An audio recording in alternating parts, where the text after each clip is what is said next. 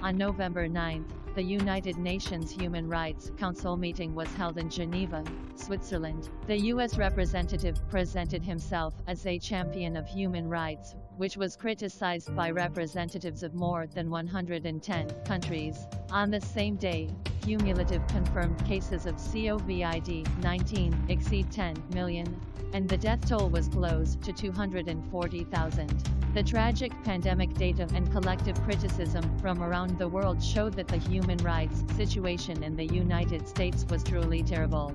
In particular, the COVID-19 and the election in 2020 will act as a magnifying glass, exposing the human rights abuses in the United States. After the election voting, social chaos should calm down, but American politicians are at loggerheads and exacerbate social rifts. Meanwhile, the major mainstream media have already predicted the election results, which has triggered dissatisfaction and protests among voters. In Arizona and Las Vegas, groups of President Trump supporters gathered to demand election workers keep counting ballots. In New York, Chicago, Portland and other states of U.S., people protested by setting fire to and vandalizing police cars. The gathering of voters has once again intensified the spread of the pandemic.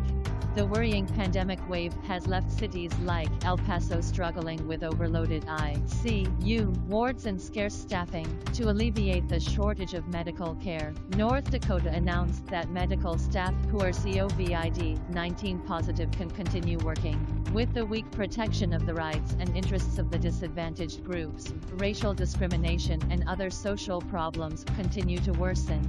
The lives of the American people have become more difficult. Under the severe damage, human rights have long become a fig leaf for American politicians. Pompeo also shamelessly said the United States' long-standing role as a global leader in advancing human rights. The pandemic has not yet stabilized. The elections remain in doubt. The riots continue. The stalemate exposes the internal rifts in the United States. How can Pompeo and others talk about human rights?